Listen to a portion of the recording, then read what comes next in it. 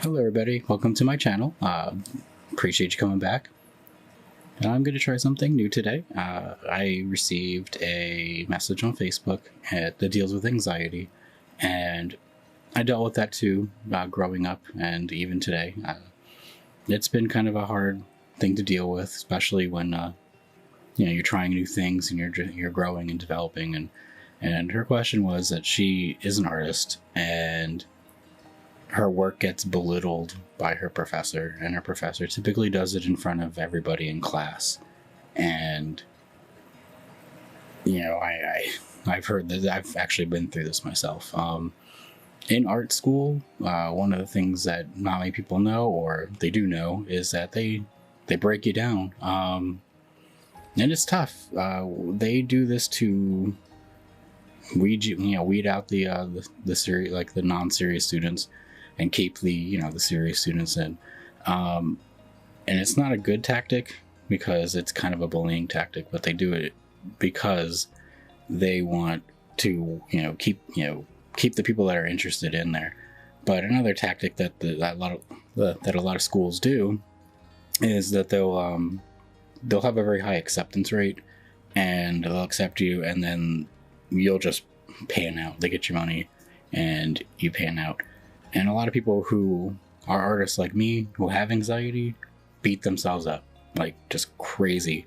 Do something wrong, it's the end of the world. And trust me, I was an animator, and I had people going through my work frame by frame. They take the video, and every frame, there's like 1,000 frames in this.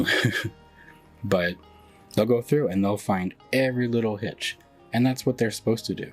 And a lot of times, the critique is like the most important thing. But you got a lot of people who don't know how to critique, and then that really kind of weighs on you. And they would go through, and if there's just one hitch, I get torn to shreds. And I really feel for her. Like, trust me, I've been down that road, and she's wondering if she should quit, and find a different major. And I'm just gonna say no. If you have that passion, don't just give up. It's not something you should do. You have to live for you, and you have to live for your passions. I mean, otherwise you're gonna be miserable your whole life. Trust me. I can't even tell you how many times I quit in the arts because I just didn't believe in myself. And trust me, growing up and going through all that, I didn't think I was good at all. And I get told at work that I'm good because I do graphic design and stuff like that, but by the standards, I'm definitely not up to par with a lot of the artists. But you can't think of it that way. When you have a passion, you go for it. And there are going to be people like that all down the road. They're going to have employers that are going to be like that.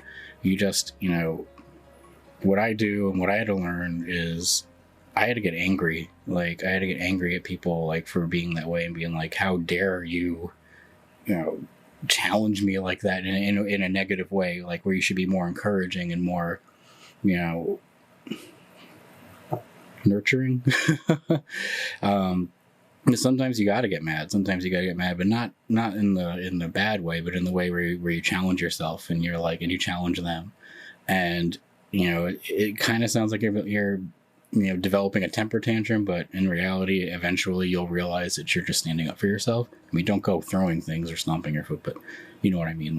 With anxiety, it's tough because you're either really scared or really defensive. And my anxiety was constant fight or flight mode. I was completely panicky. If somebody said I was no good or my work was no good, I would flee. And that's unfortunate, and I can sit here all day and say you can't do that. I mean, I'm not an expert, I'm not a psychologist.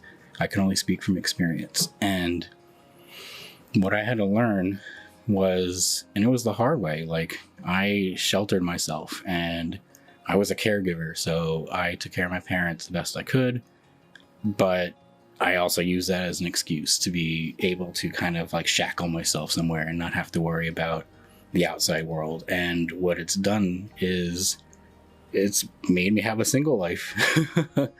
I learned to kind of grow out of the confines of all the other types of anxiety, but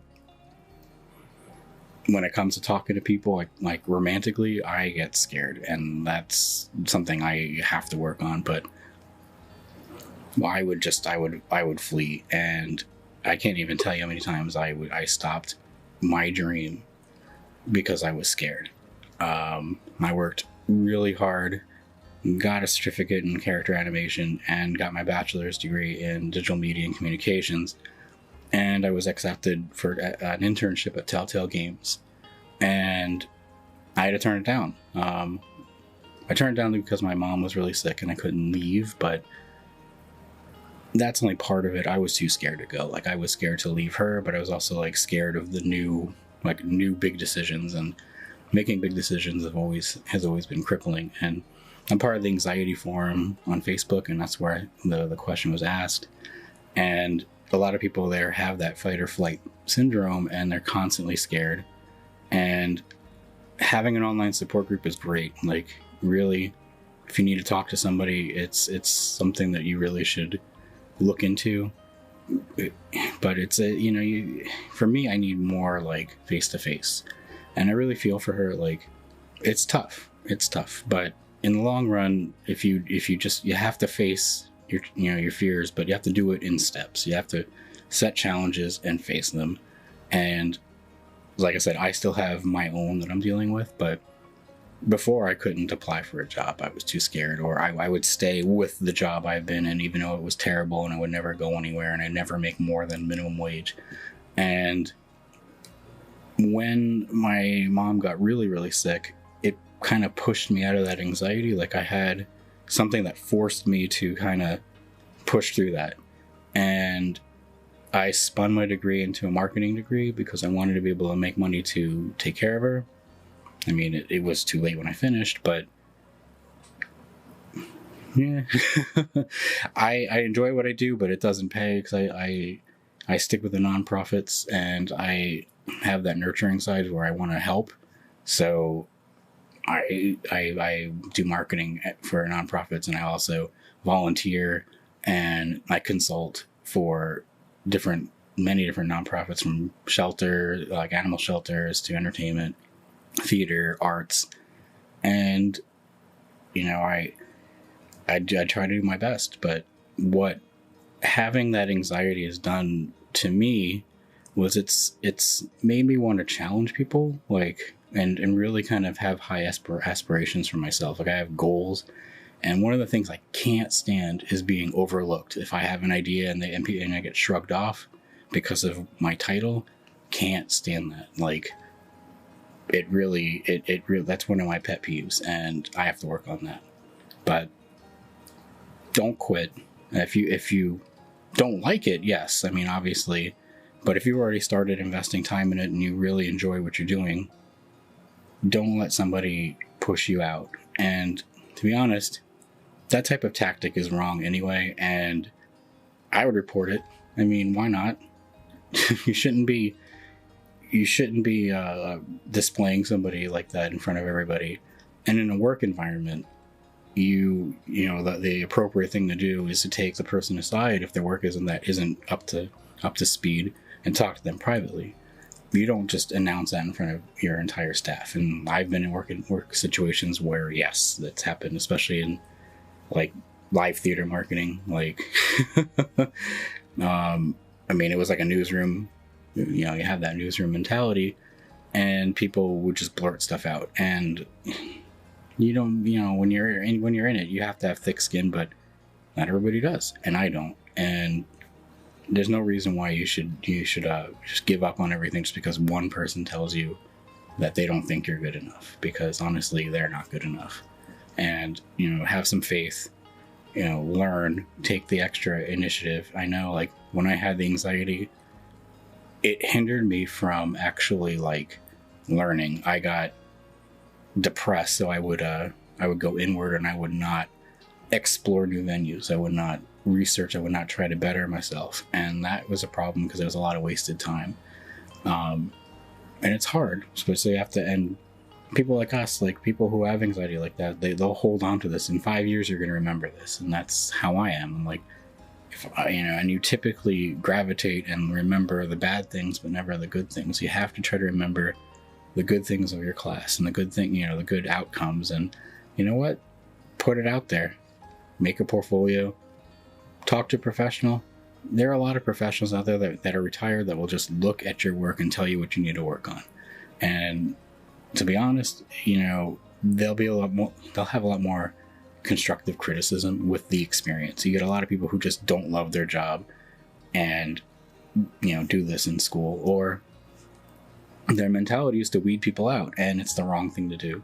It's really, if that goes into admissions, and that's a whole other ball game. And trust me, I've been there. I have seen schools, big art schools, small, really crummy art schools that will just accept you, get that tuition, and then weed you out because you won't be able to finish the degree because the teachers aren't going to pass you. And that they get their money, they don't care. And that's the problem with the whole crisis that we're in with like the student loans and everything like that. It's like you have a passion and you go for it.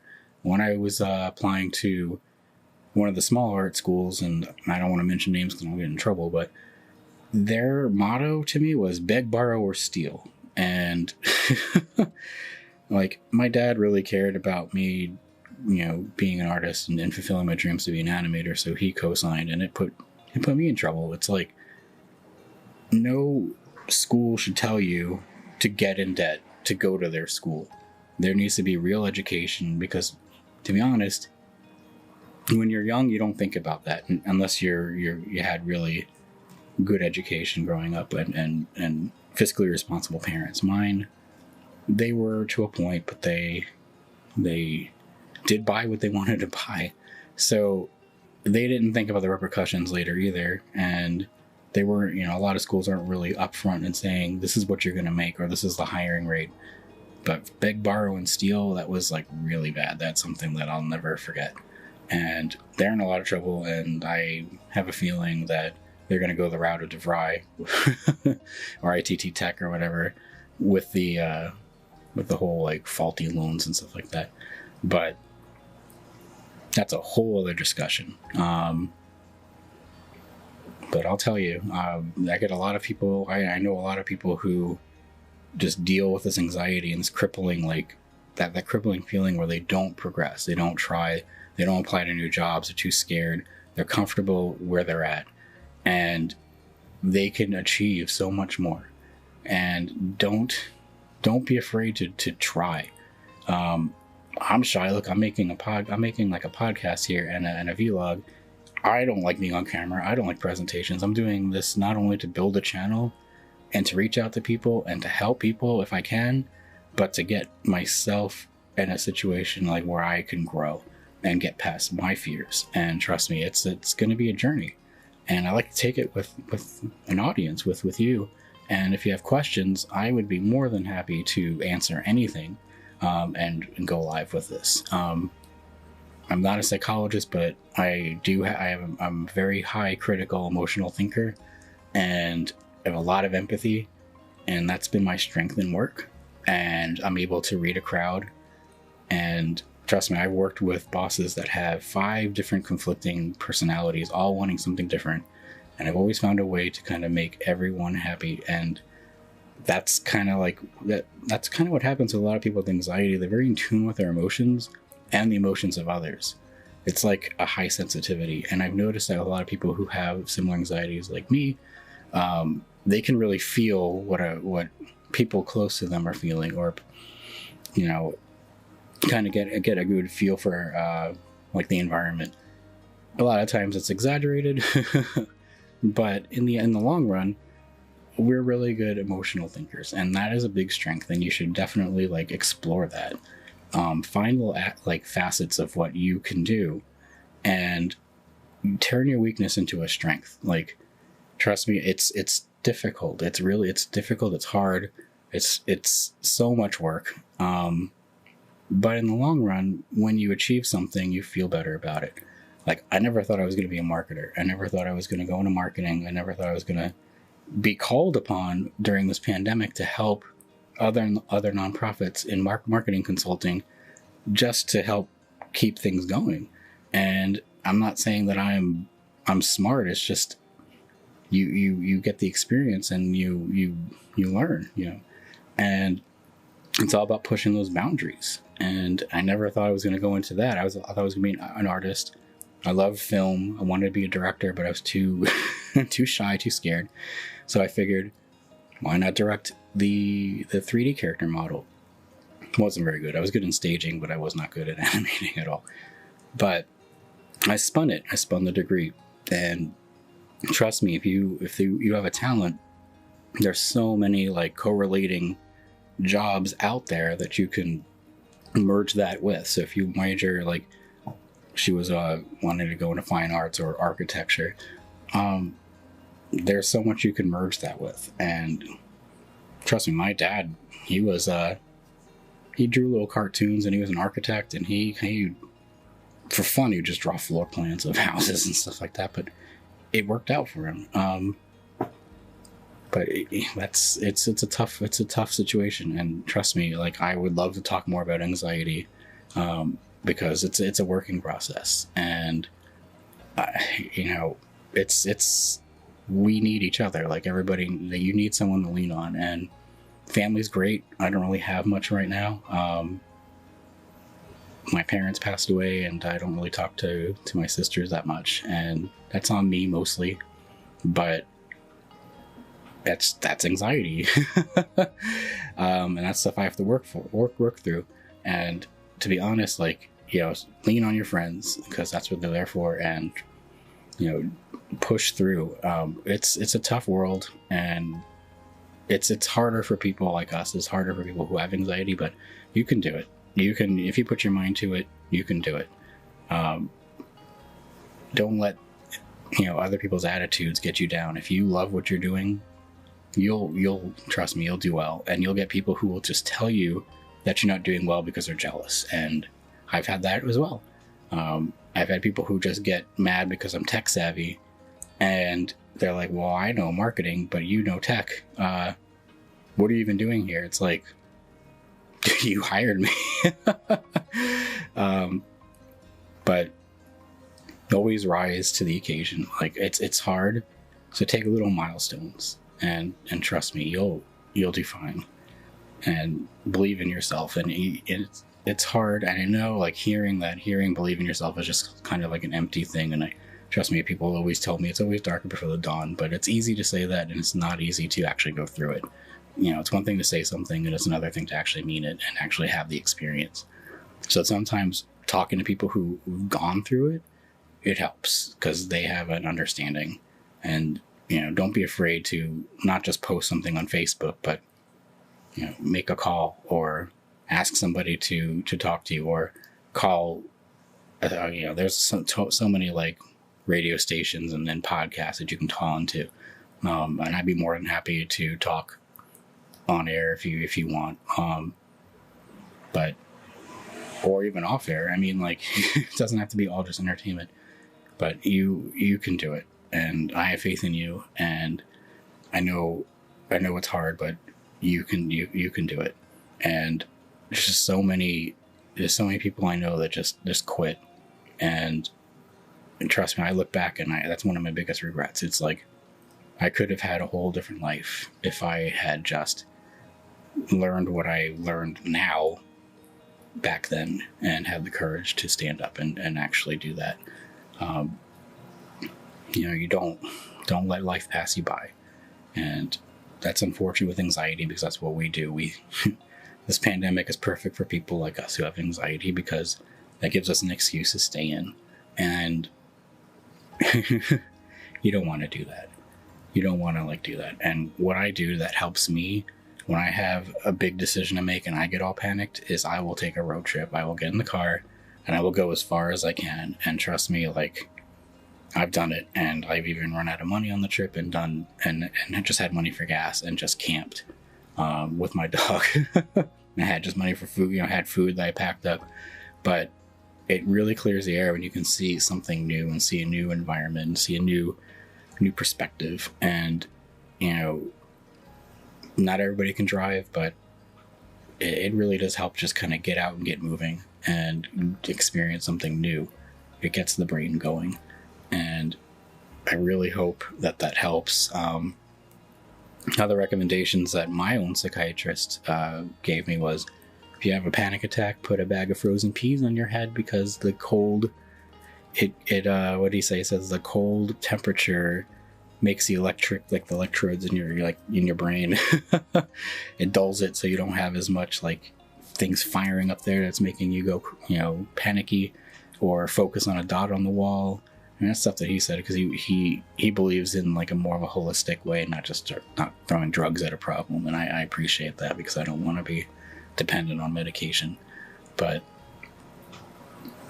honestly, like, don't let people talk to you like that. And I won't hold this up, but if anybody wants to, has a question, shoot me a line. I'll be more than happy to talk. I mean, I can talk about marketing too.